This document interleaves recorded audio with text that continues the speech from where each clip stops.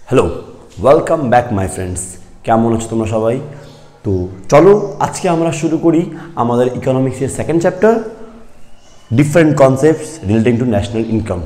চলো স্টার্ট করি।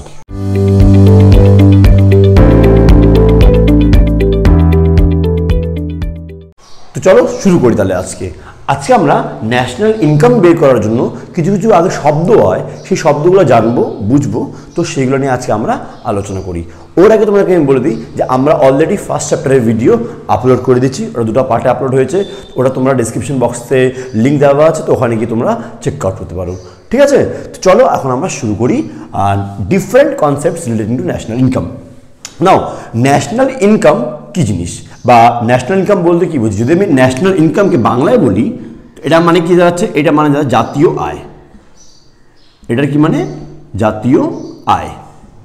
এবার স্যার জাতীয় আয় বলতে কি বুঝি? দেখো, আমরা আগেই তোমাদেরকে বলছি যে আমরা ম্যাক্রো ইকোনমিক্স পড়বো বা সমষ্টিগত অর্থনীতি পড়বো। ওখানে ন্যাশনাল ইনকাম বা জাতীয় আয় বলতে কি বুঝি? যখনই আমরা আমাদের দেশের সমগ্র দেশের জনসংখ্যা যতগুলো আছে, আমাদের দেশে যত জনসংখ্যা আছে, সবার আয়কে যদি আমি যোগ করে দিই, তাহলে আমরা আমাদের দেশের জাতীয় আয় পেয়ে যাব। বুঝতে পারলাম? তো আমাদের দেশের যাবতীয় আয়গুলোকে যোগ করলে, স্যার এর ব্যাপারটা হচ্ছে সব আয়কে আমরা যোগ করব? তো না, আমরা সব আয়কে যোগ করব না। আমরা এখানে হস্তান্তর আয়কে যোগ করব না। হস্তান্তর আয় কি জিনিস? যেই আয়, অর্থাৎ আমি যদি কোনো উৎপাদন করি তাহলে, বা উৎপাদন বা সেবা কার্যে অংশগ্রহণ করি, তাহলে আমার যেই আয়টা হয় সেই আয়কেই কিন্তু জাতীয় আয়ের অন্তর্ভুক্ত করা হবে। যদি কোনো উৎপাদন বা সেবা কার্যে যদি আমি অংশগ্রহণ না করে আমার যদি কোনো আয় হয়, তাহলে সেই আয়কে কিন্তু জাতীয় আয়ের মধ্যে ধরা হবে না। কি বুঝতে পারলাম? তো এইভাবে করে আমরা জাতীয় আয়টা বুঝতে পারছি, জাতীয় আয় কি জিনিস। এবার অধ্যাপক মার্শালের মতে জাতীয় আয় কি জিনিস আমরা বুঝি। দেখো কি লেখা আছে: প্রাকৃতিক সম্পদের উপর শ্রম ও মূলধন নিয়োগ করে যে পরিমাণ নিট দ্রব্য সামগ্রী ও সেবা কার্য উৎপন্ন হয়, তার মোট অর্থমূল্যকে জাতীয় আয় বলা হয়। অর্থাৎ এখানে অধ্যাপক মার্শাল কি বলেন?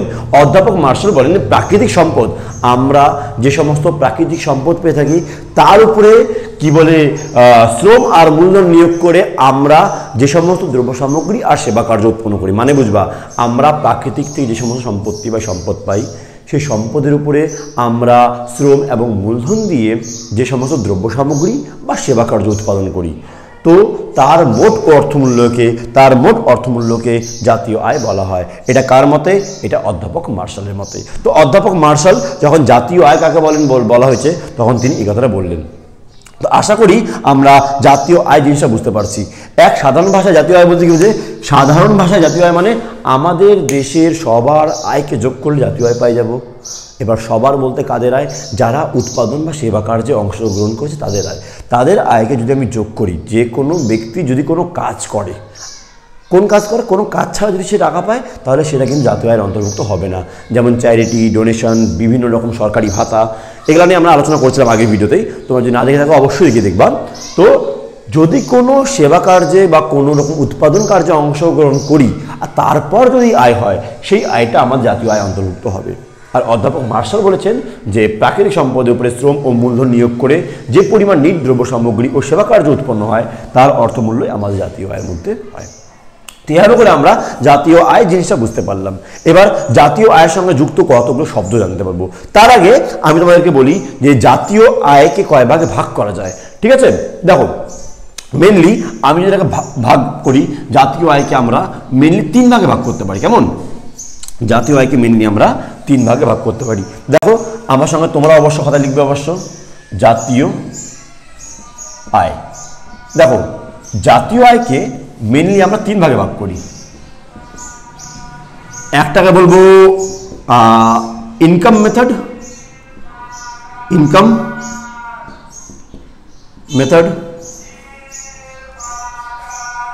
বলবো প্রোডাকশন মেথড,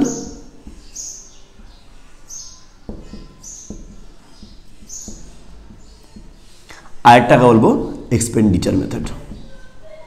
ঠিক আছে,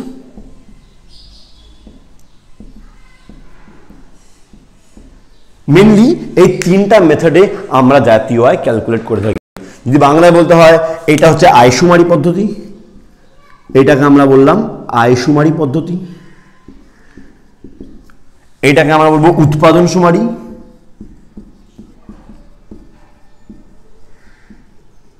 উৎপাদন সুমারি পদ্ধতি, আর লাস্ট যেটা হচ্ছে সেটা হচ্ছে ব্যয় সুমারি পদ্ধতি।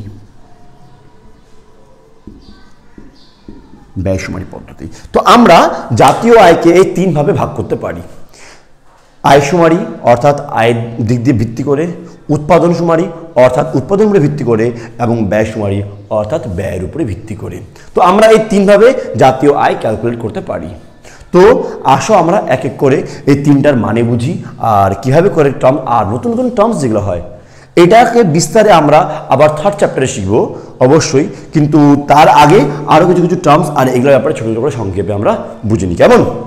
তার আগে দেখো ইনকাম মেথড, ইনকাম মেথড বা আয়শুমারি পদ্ধতি। আগে আমরা দেখো এটাকে আমরা ছোট্ট করে আলোচনা করে নিই, এটাকে নিয়ে বিস্তারভাবে আলোচনা আমরা কিন্তু থার্ড চ্যাপ্টারে পাবো। তো ওর আগে আমি এখানে ছোট্ট করে সবার আলোচনা করে তোমাকে বলে দিচ্ছি। সবার প্রথমে আছে ইনকাম মেথড বা আয়শুমারি পদ্ধতি।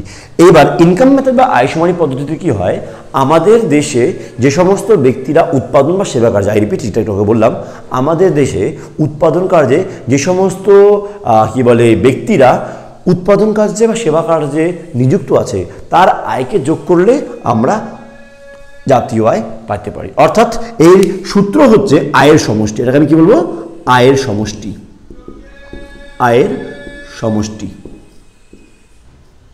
এবার আয় বলতে কি জিনিস আমরা দেখো তোমাকে আগেই বলে রাখছি যে উৎপাদনের কয়টা উপাদান স্যার?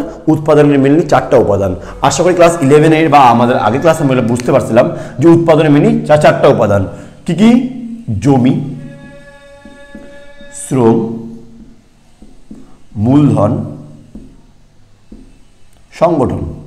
এই 4টা জিনিস দিয়ে কোনো জিনিসের আয় উৎপাদন হয়ে থাকে, ঠিক? তো এবার জমি দিলে কি ধরনের আমাদের আয় হবে? জমি দিলে আমাদের আয় হবে খাজনা। এটা আমরা আগেই আমাদের আয়ের বৃত্ত সূত্রের মধ্যে বুঝছিলাম। শ্রম দিলে আমাদের কি হবে? মজুরি। শ্রম দিলে আমাদের কি হবে? মজুরি। মূলধন দিলে কি হবে? আমাদের সুদ। আর সংগঠন দিলে কি হবে? মুনাফা। তো এক কথা যদি আমি তোমাদেরকে বলি, এই 4টাকে যোগ করলে, দেখো এই 4টাকে যদি আমি যোগ করে দিই তাহলেই আমি আয়ের সমষ্টি। আয়ের সমষ্টি বলতে এই 4টাকে, যে এই খাজনা প্লাস মজুরি প্লাস সুদ প্লাস মুনাফা, এই 4টাকে যদি আমি যোগ করে দিই তাহলেই আমি কিন্তু আয় সমষ্টিতে জাতীয় আয় পেতে পারি। অর্থাৎ যদি আমাকে আবার এখানে কেউ বলে যে আয়ের সমষ্টি মানে কি, আয়ের সমষ্টি মানে হচ্ছে খাজনা, খাজনা যোগ মজুরি যোগ সুদ আর যোগ মুনাফা। তো এই 4টাকে আমি যদি যোগ করি তাহলে আমাদের আয়ের সমষ্টি হয়ে যাবে, আর এর থেকে আমরা আমাদের দেশে জাতীয় আয় পেতে পারবো।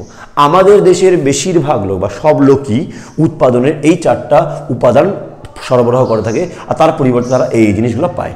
এইগুলোকে যদি আমি যোগ করে দিই তাহলেই আমরা আয়ের সমষ্টি হিসেবে আয় সুমারি পদ্ধতি জাতীয় আয় পেয়ে যাব। আশা করি বুঝতে পারলাম।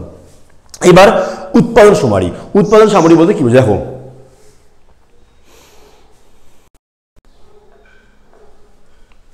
এবার উৎপাদন সামরি, আবার উৎপাদন সামরি পদ্ধতি কি হয় দেখো। এবার আমাদের দেশে মোট এই যে উৎপাদনের এই 4টা উপাদান, ঠিক না? আমাদের দেশের উৎপাদনের এই 4টা উপাদান, এই 4টা আমাদের দেশে উপাদান, এই 4টা উপাদানকে কাজে লাগিয়ে মোট যত পরিমাণ দ্রব্য সামগ্রী উৎপন্ন হয়, আই রিপিট, আমাদের দেশে এক বছরের মধ্যে উৎপাদনের এই উপাদানগুলিকে কাজে লাগিয়ে মোট যত পরিমাণ দ্রব্য সামগ্রী উৎপাদন হয়, তো ওই দ্রব্য সামগ্রীকে যোগ করলেও আমরা জাতীয় আয় পেয়ে যাব। এটা কোন মেথডে? এটা উৎপাদন সুমারি পদ্ধতি বা প্রোডাকশন মেথডে। কি বুঝতে পারলাম? আবার থেকে বলি, গোলাবে না। যখন আমি জাতীয় আয়ের কথা বলছি ইনকাম মেথডে, তখন আয়গুলোকে যোগ করবো, জাতীয় আয় পেয়ে যাব। উৎপাদন সুমারি থেকে হবে, উৎপাদন সুমারির মধ্যে আমাদের দেশে এক বছরের মধ্যে মোট যত পরিমাণ দ্রব্য সামগ্রী ও সেবা কার্য উৎপাদন হয়েছে তার যোগফল। তো এখানে কি হবে? উৎপাদনের সমষ্টি। এই 4টা উপাদান দিয়ে মোট যত পরিমাণ দ্রব্য সামগ্রী উৎপাদন হলো, তো এটা আমাদের হয়ে গেল উৎপাদনের সমষ্টি। উৎপাদনের সমষ্টি।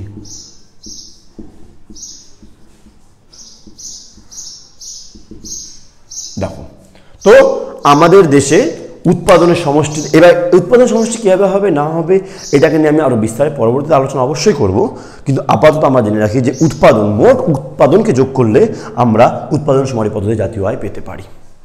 কি বুঝতে পারলাম। এবার লাস্ট হচ্ছে ব্যয়সুমারি অর্থাৎ ব্যয়ের সমষ্টি। আমরা বেশিরভাগ মেনলি দু ধরনের ব্যয় করে থাকি, আমরা আগেও বলেছিলাম, একটা ভোগ ব্যয়, একটা বিনিয়োগ ব্যয়। তো ভোগ ব্যয় আর বিনিয়োগ ব্যয় এটাকে যে যোগ করে দিই, আমাদের দেশের মোট ব্যয় যত টাকা হয়েছে, আমাদের দেশে মোট যত টাকা ব্যয় হয়েছে সেই মোট ব্যয়কে যদি আমি যোগ করে দিই, তাহলে ব্যয় সমষ্টিতে আমরা জাতীয় আয় পেতে পারি। আশা করি বুঝতে পারলাম। এটা হয়ে গেল কি ব্যয়ের সমষ্টি। কিসের সমষ্টি? ব্যয়ের সমষ্টি।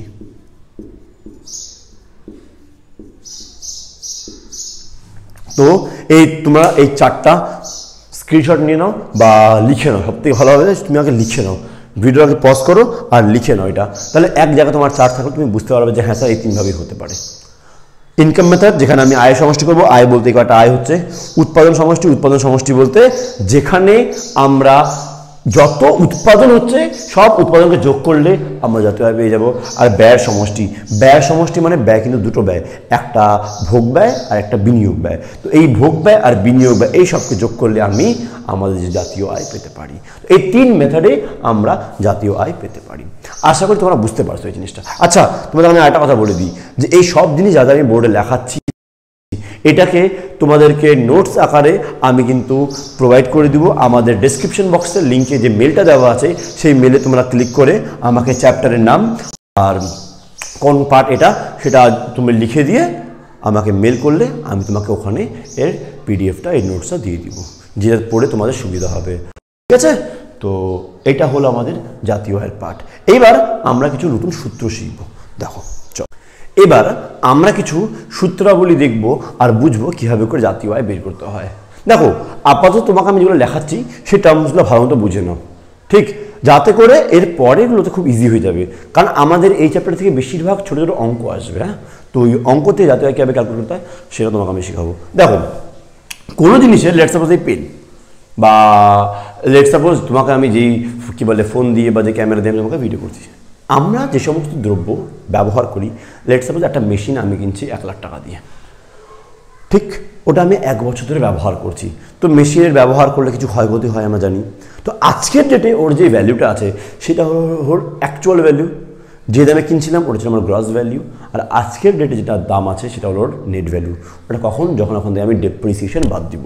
তাহলে একটা কথা মনে রাখতে হবে, আমার যদি গ্রস, দেখো আমাকে যদি গ্রস দেওয়া থাকে কোনো জিনিসের আর আমাকে নেট বের করতে হয়, দেখো ভালো মতো বুঝবা, গ্রস দেওয়া আছে, নেট বের করতে হলো, গ্রস দেওয়া আছে, নেট বের করতে হলো, আমি এখান থেকে ডেপ্রিসিয়েশন বাদ দিয়ে দেব,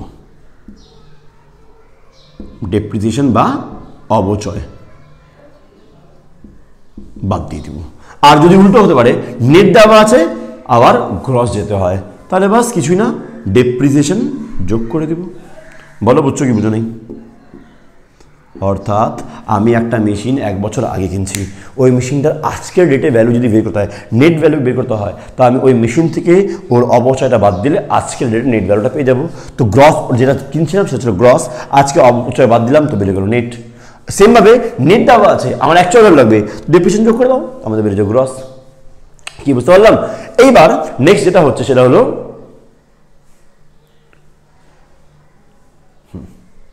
এবার নেক্সট যেটা হচ্ছে সেটা হচ্ছে যে আমাদের দেশের যদি জাতীয় আয় বের করতে হয়, দেখো জাতীয় আয় বের করার সময় দুটো নাম মনে রাখতে হবে, একটা হচ্ছে ডোমেস্টিক, একটা হচ্ছে ডোমেস্টিক, আর একটা হচ্ছে ন্যাশনাল। তুমি আমার সঙ্গে সঙ্গে এটাকে লেখা শুরু করো তোমরা সবাই, ঠিক আছে? ডোমেস্টিক আর ন্যাশনাল। ডোমেস্টিক মানে আমাদের দেশের আয়, আমাদের দেশের ভিতরে যে সমস্ত দ্রব্য সামগ্রী সেবা কার্য উৎপাদন হচ্ছে তার যোগফলকে। এইবার বা আমাদের দেশেরই শুধুমাত্র আয়টাকে।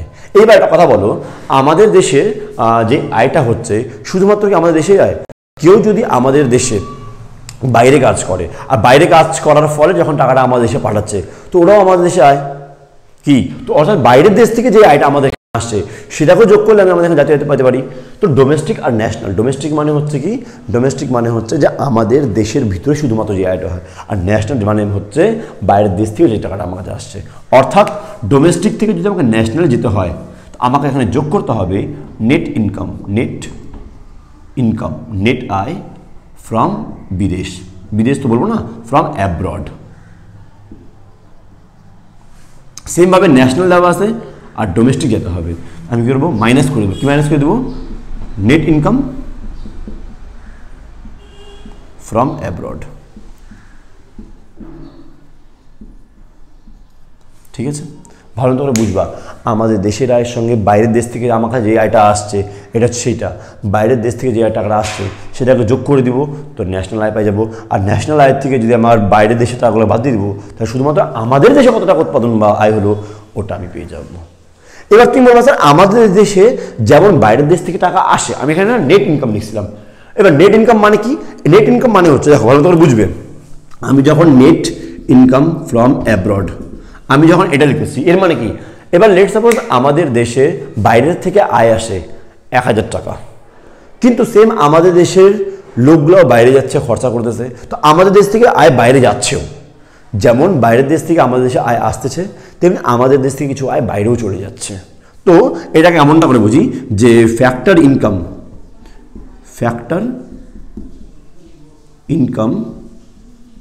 ফ্রম অ্যাব্রড মাইনাস ফ্যাক্টর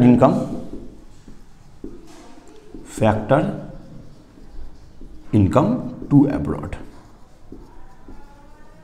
অর্থাৎ আমাদের দেশ থেকে বাইরে কত টাকা আয় আসছে মাইনাস আমাদের দেশ থেকে বাইরে কত টাকা আয় গেছে। এবার যদি 1000 টাকা আয় আমাদের দেশে বাইরের দেশ থেকে আসছে আর প্লাস আমাদের দেশ থেকে আয় বাইরের দেশে গেছে 800 টাকা, তো মোট আমাদের দেশে বাইরের দেশ থেকে আয় আসলো কত টাকা? নিট 200 টাকা। এই 200 টাকা আমাদের দেশে আয়ের সঙ্গে যোগ করে দাও, তুমি জাতীয় আয় পেয়ে যাবা। ঠিক আছে, তো এভাবে করে ডোমেস্টিক থেকে আমরা ন্যাশনালটা বুঝতে পারলাম যে ডোমেস্টিকের মধ্যে আমি প্লাস এনআইএফএ করে দিলাম, নেট ইনকাম ফ্রম অ্যাব্রড, বা ন্যাশনাল যে ডোমেস্টিক যেতে হয় মাইনাস। আমরা লাস্ট যেটা দেখব সেটা হচ্ছে ফ্যাক্টর কস্ট আর মার্কেট প্রাইস। ভালো মতো করে বুঝবে, দেখো ফ্যাক্টর কস্ট যাকে আমি বলবো এফসি আর মার্কেট প্রাইস যাকে আমি বলবো বাজার দাম বা এমপি। এইবার কোনো জিনিসের উৎপাদন ব্যয়ের মধ্যে বা ফ্যাক্টর কস্টের মধ্যে আমি যদি ট্যাক্স আর সাবসিডিজ অর্থাৎ ট্যাক্স যোগ করে দিই আর মাইনাস যদি সাবসিডিজ অর্থাৎ সরকার আমাকে যত টাকা দিয়েছে ভর্তুকি দিয়েছে তা বাদ দিয়ে দিই, তাহলে আমি মার্কেট প্রাইসটা পেয়ে যাব। ঠিক আছে, সেমভাবে উল্টো কেসটা কি, যদি মার্কেট প্রাইস থেকে আমি মাইনাস ট্যাক্স করে দিই আর প্লাস যদি সাবসিডিজ করে দিই, তাহলে আমি মার্কেট প্রাইস থেকে ফ্যাক্টর কস্ট পেতে পারবো। এভাবে করে আমরা ফ্যাক্টর কস্ট থেকে মার্কেট প্রাইস বা মার্কেট প্রাইস থেকে ফ্যাক্টর কস্ট পেতে পারি। এভাবে করে আমরা, দেখো তোমাকে 3টে জিনিস বললাম। প্রথমে তোমাকে আমি বললাম সেটা হচ্ছে গ্রস থেকে নেট, তারপর তোমাকে বললাম ডোমেস্টিক থেকে ন্যাশনাল বা ন্যাশনাল থেকে ডোমেস্টিক, আর দেন তোমাকে বললাম ফ্যাক্টর কস্ট থেকে মার্কেট প্রাইস। এই 3টা জিনিস তুমি তোমার খাতায় লিখে রাখবে, ভালোভাবে বোঝার চেষ্টা করবে যে কী হচ্ছে কাজ কীভাবে করে, আর তারপর সেটাকে আমরা আগামীতে যে নতুন নতুন শব্দ শিখবো সেই শব্দের মধ্যে ভালোভাবে আলোচনা করে বুঝতে পারবো। কেমন? তো এটা হলো আমাদের, তোমরা আশা করি লিখে রাখছো এই জিনিসটা। তো চলো এখন আমরা যে নতুন নতুন টার্মস আছে সেগুলো আমরা শিখি আর বুঝি কী লেখা। এবার আমরা কিছু কিছু নতুন শব্দ শিখবো। সবার প্রথমে কী নাম আছে? জিডিপি এমপি, জিডিপি এট এফসি। এবার জিডিপি এট এমপি বা জিডিপি এট এফসি এর মানে কি? দেখো আমি এটাকে বললাম, এটাকে বলে গ্রস, ডি ফর তোমরা বলো ডি ফর ডোমেস্টিক, একটু আগে লেখালাম না গ্রস, তারপরে ডোমেস্টিক, আর পি ফর প্রোডাক্ট, আর এমপি ফর মার্কেট প্রাইস, দেখো তোমাকে আমি একটু আগেই সবার মানেগুলো বললাম, গ্রস মানে বললাম, ডোমেস্টিক মানে বললাম, প্রোডাক্ট মানে তোমাকে বলি নেই, মার্কেট প্রাইস মানে বললাম। এবার জিডিপি আর এমপি এর মানে বলি। প্রোডাক্ট মানে হচ্ছে উৎপাদন, অর্থাৎ আমাদের দেশে মোট যত উৎপাদন হয়েছে তার বাজার দামকে জিডিপি এট এমপি বলবো এক কথায়। আবার থেকে বলে কি বললাম? জিডিপি এট এমপি কি জিনিস স্যার? জিডিপি এট এমপি, গ্রস ডোমেস্টিক প্রোডাক্ট এট মার্কেট প্রাইস, অর্থাৎ আমাদের দেশে মোট যত উৎপাদন হয়েছে তার মার্কেট প্রাইস বা বাজার দামকে আমি গ্রস ডোমেস্টিক প্রোডাক্ট বলতে পারি। কেমন ক্লিয়ার হচ্ছে কিনা? আমি কি বললাম? আমাদের দেশে মোট যত পরিমাণ দ্রব্য সামগ্রীর উৎপাদন হলো তার বাজার দামকে আমি গ্রস ডোমেস্টিক প্রোডাক্ট এট মার্কেট প্রাইস বলতে পারি। আর জিডিপি এট এফসি কি? আমাদের দেশে মোট যত উৎপাদন হলো তার উৎপাদন ব্যয়কে, এবার মার্কেট প্রাইস দেওয়া আছে উৎপাদন ব্যয় লাগবে। আবার থেকে বলে, দেখো তোমাকে আমি লেখালাম একটু আগে যে মার্কেট প্রাইস দেওয়া আছে উৎপাদন ব্যয় লাগবে, কে বেরোবে? তো আমাদের যে জিডিপি এট এমপি দেওয়া আছে, জিডিপি এট এমপি দেওয়া আছে, এখান থেকে যদি আমি মাইনাস করে দেবো ট্যাক্স বা কর এবং প্লাস করে দেবো সাবসিডিজ বা ভর্তুকি, তাহলে আমি কিন্তু জিডিপি আর এফসি অর্থাৎ আমাদের দেশে মোট যত পরিমাণ উৎপাদন হচ্ছে তার ব্যয়টা, মোট উৎপাদনের যে এটা বাজার দাম, এটা মোট ব্যয় যেটা আছে সেটা পেয়ে যাব। তো জিডিপি আর এমপি মানে, আর জিডিপি আর এফসি মানে বুঝতে পারলাম। জিডিপি আর এমপি মানে আমাদের দেশে মোট যত পরিমাণ দ্রব্য সামগ্রী উৎপাদন হলো তার বাজার দামকে, মার্কেট প্রাইসকে জিডিপি আর এমপি বলবো। আর আমাদের দেশে মোট যত পরিমাণ দ্রব্য সামগ্রী উৎপাদন হলো তার ব্যয়কে, তার উৎপাদন ব্যয়কে জিডিপি এট এফসি বলবো। জিডিপি এট এফসি কীভাবে বেরোবে? আমার যদি জিডিপি এট এমপি দেওয়া আছে, বাস এমপি দেওয়া আর এফসি, তুমি বাকি সব জিনিস বাদ দাও, তুমি জিজি সেম আছে, ডিডি সেম আছে, পিপি সেম আছে, আমার মার্কেট প্রাইসে ফ্যাক্টর কস্ট লাগবে। তো আমি এখানে ট্যাক্স আর সাপ্লাই যদি বাদ দিয়ে দিই তাহলেই আমি জিডিপি এট এফসি পেয়ে যাব। এটা হলো আমাদের সূত্র। তোমার এই পুরোপুরি থিওরিটা আমি তোমাদের কিন্তু নোটসের মধ্যে লিখে দিয়েছি, কোনো রকম সমস্যা তোমাদের কিন্তু হবে না। এবার আমরা নেক্সট যেটা পড়বো সেটা হচ্ছে, এবার দেখো আমাদের নেক্সট যে টপিকটা আমরা পড়বো সেটা হচ্ছে স্থূল জাতীয় উৎপাদন। আমি বাংলায় এখন লিখতেছি স্থূল জাতীয় উৎপাদন অর্থাৎ জিএনপি এট এমপি। আমি এমপিটা সারা দিয়ে আগে আমি জাস্ট বলি জিএনপি। এবার জিএনপি মানে কি? জি মানে গ্রস, এন মানে ডোমেস্টিক না, এন মানে কি জানো? এন মানে হচ্ছে ন্যাশনাল, রাইট? এন মানে কি? ন্যাশনাল। আর পি মানে আমরা জানি সবাই প্রোডাক্ট, মার্কেট প্রাইস আমি সরাই দিচ্ছি এখান থেকে। তো জিএনপি মানে হচ্ছে গ্রস ন্যাশনাল প্রোডাক্ট, অর্থাৎ আমাদের দেশে মোট যত পরিমাণ দ্রব্য উৎপাদন হলো, যত আয় হলো, ওর সঙ্গে যদি আমি বিদেশ থেকে আসা আয়কে যোগ করে দিই তাহলে আমি কিন্তু জিএনপি পেয়ে যাব। মনে পড়ছে আমি একটু আগে বলছিলাম ডোমেস্টিক থেকে যদি আমি আগে আমাদের কি লেখা আছে দেখো, ডি লেখা ছিল, এখানে জিডিপি লেখা ছিল, এখন কি হয়ে গেল? জিএনপি হয়ে গেল। ভালো মতো বুঝবা, জি সেম আছে, পিপি সেম আছে, হয়ে গেল ডি থেকে এন। ডোমেস্টিক থেকে ন্যাশনাল হয়ে গেল। ডোমেস্টিক থেকে যখনই ন্যাশনাল হয়ে যাবে, আমি একটু আগে তোমাকে বলছিলাম একটা সূত্র লেখাছিলাম, ওখানে আমাদের বিদেশ থেকে যে প্রাপ্ত নিট আয়, আই রিপিট, বিদেশ থেকে প্রাপ্ত নিট আয় বা নেট ইনকাম ফ্রম অ্যাব্রড যদি আমি যোগ করে দিই তাহলে আমি কিন্তু জিএনপি বা গ্রস ন্যাশনাল প্রোডাক্ট পেয়ে যাব। তাহলে সূত্র কী দাঁড়ালো? তাহলে জিএনপির যে সূত্র আছে সেটা কি দাঁড়ালো? জিডিপি প্লাস বিদেশ থেকে প্রাপ্ত নিট আয়, বিদেশ থেকে প্রাপ্ত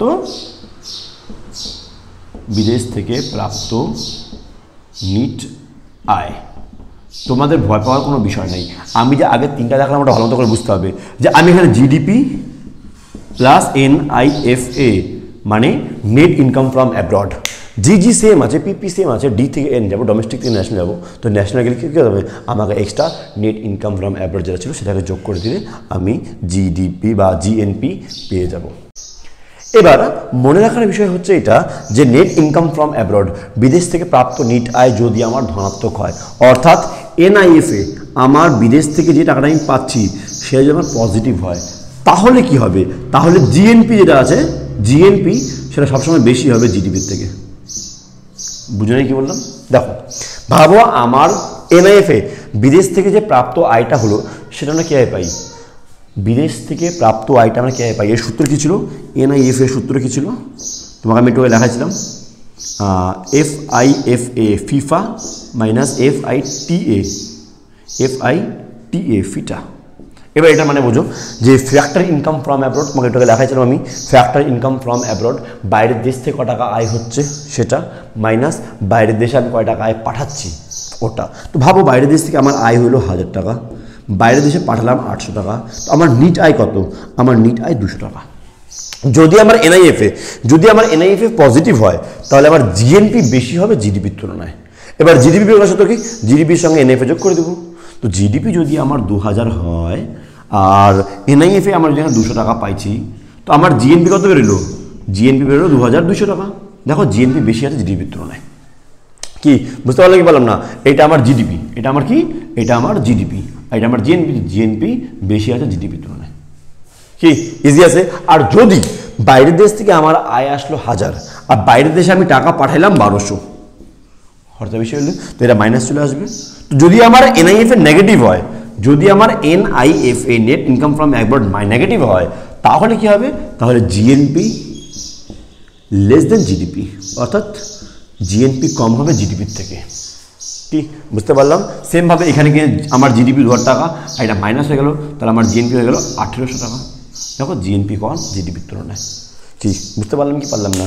তো দুটো জিনিস মনে রাখতে হবে যে NIFA অর্থাৎ বিদেশ থেকে প্রাপ্ত নিট আয়, বিদেশ থেকে প্রাপ্ত নিটটা যদি ধনাত্মক হয় তাহলে জিএনপি জিডিপির তুলনায় বড়, আর বিদেশ থেকে প্রাপ্ত আয় যদি ঋণাত্মক হয় বা নেগেটিভ হয় তাহলে জিএনপি জিডিপির তুলনায় ছোট। এই দুটো জিনিস আমাকে ভালো মতো এই জিএনপির মধ্যে মনে রাখতে হবে। তো আশা করি আমরা জিএনপির এই পাঁচটা বুঝতে পারলাম। এবার নেক্সট যেটা আমরা শিখবো সেটা হচ্ছে আমরা আরও কতগুলো নতুন নতুন শব্দ শিখবো আর শব্দের মানেগুলো বোঝার চেষ্টা করবো, ঠিক আছে? তো আমি এখানে সবার নামগুলো লিখে দিচ্ছি, এর বাংলা নামগুলো তোমার নোটসের মধ্যে পেয়ে যাবে। তো বারবার বাংলা নাম বলে এটাকে বড় করার কোনো মানে নেই, যাতে তোমরা বুঝতে পারো এই জন্য আমি এখানে লিখে দিয়েছি। এর কী কী মানে আছে ডেফিনেশন তোমাকে লিখে দিচ্ছি, বুঝিয়ে দিচ্ছি, আর তারপর তোমরা আমার থেকে নোটস নিবে। তো সেই নোটসের মধ্যে বাংলা মানে বা এর সব বাক্যের আকারে লেখা আছে, পড়ে তোমরা ইজিলি বুঝতে পারবা। দেখো সর্বপ্রথমে কী দেওয়া আছে? এনডিপি। এনডিপিকে আমরা কি বললাম? Net domestic product. এনডিপি আমরা কি বললাম? Net domestic product. না, এনডিপি মানে কি জিনিস?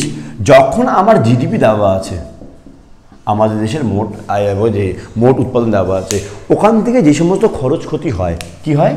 ডেপ্রিসিয়েশন বাদ দিলে আমি এনডিপি পেয়ে যাবো। স্যার কে বুঝলাম এটা এটা হবে সূত্র দেখো অনেকগুলো আছে, বাট একটু বুদ্ধি লাগাবো না তাহলেই হয়ে যাবে। ডি দেওয়া, ডি সেম আছে, পিপি সেম আছে, তো গ্রস থেকে নেট কীভাবে যাবো? আমি আগে বলছিলাম তোমাকে, সেটা ডেপ্রিসিয়েশন বাদ দিলে। তো আমি এখানে ইজিলি ডেপ্রিসিয়েশন বাদ দিব, তাহলে আমি এনডিপি পেয়ে যাবো। অর্থাৎ আমাদের দেশের যে মোট দ্রব্য সামগ্রী উৎপাদন হলো সেখান থেকে অবচয় বাদ দিলে আমরা এনডিপি পেতে পারি। কি বুঝতে পারলাম? তো এবার নেক্সট কি আছে? এনএনপি। এবার এনএনপি কি জিনিস? দেখো এখানে বড় বড় জিনিস। প্রথমে জিডিপি দেওয়া থাকতো কোশ্চেন আমার, যদি আমার কোশ্চেনে জিডিপি দেওয়া আছে, এবার জি থেকে এন যাব, তো মাইনাস কি করতে হবে? ডেপ্রিসিয়েশন, গ্রস থেকে নেট গেলে ডেপ্রিসিয়েশন। আবার ডি থেকে এন মানে ডোমেস্টিক থেকে ন্যাশনাল যাব, তাহলে আমাকে প্লাস করতে হবে এনআইএফএ, আশা করি বুঝতে পারলাম। আর পিপি তো সেমই আছে। কি বুঝতে পারলাম? তো আমি প্রথমে জি থেকে এন মাইনাস করবো ডেপ্রিসিয়েশন, আর তোমার ডি থেকে আবার এন মানে ডোমেস্টিক যদি ন্যাশনাল যাবো তাহলে আমি প্লাস করে দেবো এনআইএফএ। তাহলে যেটা পাবো সেটা হচ্ছে আমি এনএনপি বা নেট ন্যাশনাল প্রোডাক্ট। মনে রাখবা প্রথমে আইদার গ্রস হয় বা নেট হয়, ঠিক? সেকেন্ডে আইদার ডোমেস্টিক হয় আর না হলে ন্যাশনাল হয়। থার্ডে পি ফর প্রোডাক্ট হবে, পি দিয়ে পি চেঞ্জ হবে না। আর ফোর্থে হয় এফসি হবে, ফ্যাক্টর কস্ট, বা মার্কেট প্রাইস হবে বা এমপি। এই ভাগও হয় গ্রস বা ডোমেস্টিক। প্রথমে এই সিকোয়েন্সে চলবে, কোনো ধরনের ডোমেস্টিকটা আগে বা গ্রসটা পরে যাবে না, হয় এটা আগে হবে তারপর এটা, তারপর পি ফর প্রোডাক্ট থাকবে সেম, তারপরে এফসি বা এমপি হবে। কি তো আমরা এখানে যেমন প্রথমে আছে এন, এন মানে হয় নেট হবে না হয় গ্রস হবে। তো জিডিপি দেওয়া থাকলে নেট কিভাবে আসবে? মাইনাস করে দেবেন ডেপ্রিসিয়েশন। তারপরে এন ডোমেস্টিক দেওয়া থাকলে যে ডি দেওয়া আছে ডি ডোমেস্টিক, ন্যাশনাল যাব প্লাস করে দিলাম এনআইএফএ। তো এরকমভাবে কিন্তু আমরা জিডিপি থেকে ডেপ্রিসিয়েশন বাদ দিয়ে আর এনআইএফএ যোগ করে এনএনপি অর্থাৎ নেট ন্যাশনাল প্রোডাক্ট বের করতে পারি। এবার আসলে রিয়েল জিডিপি। না, what is the real GDP? Real GDP মানে হচ্ছে আমাদের দেশে মোট যত, আগে জিডিপি মানে বলে দিচ্ছি, জিডিপি মানে হচ্ছে আবার থেকে যে আমাদের দেশে মোট যত পরিমাণ দ্রব্য সামগ্রী উৎপাদন হচ্ছে তার যোগফল। তো এইবার আমি ধরলাম আমাদের দেশে 100 কেজি গম উৎপাদন হলো, তো এই 100 কেজি যে গম উৎপাদন হলো ওটা আমাদের জিডিপি। এবার রিয়েল জিডিপি কি জিনিস? তাহলে রিয়েল জিডিপি হচ্ছে যত কেজি বা যত পরিমাণ দ্রব্য সামগ্রী উৎপাদন বা সেবা কার্য উৎপাদন হচ্ছে তাকে সেই দ্রব্য সামগ্রীর দাম দিয়ে গুণ করলে যা পাই। বুঝছি? দেখো আমার দেশে যদি 1000 কেজি গম উৎপাদন হয়, 1000 কেজি গম উৎপাদন হয়, আর যদি পার কেজি দাম 5 টাকা হয়, তাহলে মোট কত টাকা হইল? 5000 টাকা। তো এইটা হলো আমাদের রিয়েল জিডিপি, এটা হলো আমাদের শুধু জিডিপি, গ্রস ডোমেস্টিক প্রোডাক্ট। মোট কত পরিমাণ উৎপাদন হলো এটা ওটা এটা, আর এর সঙ্গে এর দামটাকে যদি আমি গুণ করে দিই, এর দামটাকে যদি গুণ করে দিই, তাহলে আমার পাই যাব রিয়েল জিডিপি বা রিয়েল গ্রস ডোমেস্টিক প্রোডাক্ট। তো আশা করি বুঝতে পারলাম। এবার পার ক্যাপিটা জিডিপি কি জিনিস? আমার জিডিপিকে, তো এটার মধ্যে কি হলো, এটার মধ্যে যত পরিমাণ জিডিপি আসলো ওটাকে ওর দাম দিয়ে গুণ করে দিলাম, তাহলে আমি রিয়েল জিডিপি পাই গেলাম। আর পার ক্যাপিটার মধ্যে কি হয়? জিডিপিকে যদি আমাদের দেশের মোট জনসংখ্যাতে যদি ডিভাইড করে দিই, ডিভাইডেড বাই টোটাল পপুলেশন, তাহলেই আমি পাই যাবো পার ক্যাপিটা জিডিপি। আশা করি বুঝতে পারলাম। জিডিপিকে আমাদের দেশের যে মোট জিডিপি আসছে যতটা, ওকে যদি ডিভাইডেড বাই টোটাল পপুলেশন করে দিই, তাহলে আমি পেয়ে যাব পার ক্যাপিটা জিডিপি। কি বুঝতে পারলাম? তো এক এক করে দেখো বুঝতে পারছো কিনা, দেখো বলো কি বলো। আর যদি কোনো জায়গায় বুঝতে সমস্যা হয় অবশ্যই আমাকে কমেন্ট সেকশনে জানাবে, আমি তোমাদের কখনো অবশ্যই উত্তর দিয়ে দেবো। তারপরে ন্যাশনাল এক্সপেন্ডিচার, জাতীয় ব্যয়। জাতীয় ব্যয় মানে কি জিনিস?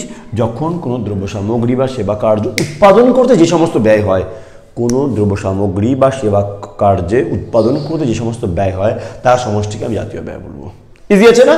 কোন দ্রব্য সামগ্রী বা সেবা কার্য উৎপাদন যা ব্যয় হয় তাকে আমরা বললাম জাতীয় ব্যয় বা ন্যাশনাল এক্সপেন্ডিচার। লাস্ট হচ্ছে নেট এক্সপোর্টস। তো নেক্সট এক্সপোর্ট কি জিনিস?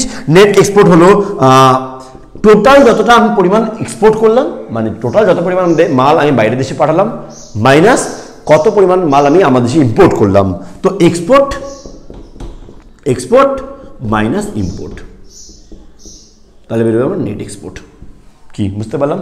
নিট রপ্তানি মানে আমি আমাদের দেশ থেকে বাইরের দেশে কতগুলো মাল বাইরে এক্সপোর্ট করলাম, রপ্তানি করলাম, মাইনাস কত মাল আমাদের দেশে আমদানি হলো বা ইম্পোর্ট হলো। তো এটাকে আমি বিয়োগ করলে আমি নেট এক্সপোর্ট বা নিট রপ্তানি পেয়ে যাবো। এমনি করে আমরা আছে কতগুলো নতুন শব্দ শিখলাম, বুঝলাম। এবার এই শব্দগুলো কীভাবে কাজ দেবে? এই যে গুণ ভাগ যে বললাম, যোগ বিয়োগ করে এভাবে করে কাজ দেবে। কি বুঝতে পারলাম? তো এরকম করে কিন্তু আমরা আজকের এই চ্যাপ্টারগুলোর মানেগুলো বুঝতে পারছি। আশা করি তোমরা বুঝতে পারলা। কোনো সমস্যা বা কিছু হলে আমাকে অবশ্যই কমেন্ট সেকশনে জানাবা। আর এই নোটটা তোমরা PDF পেয়ে যাবা, আমার ডেসক্রিপশন বক্সে জিমেল আইডি দেওয়া আছে, তো ওই মেল আইডিতে ক্লিক করলে তোমরা ওখান থেকে পেয়ে যাবা, কোনো সমস্যা না। Thank you.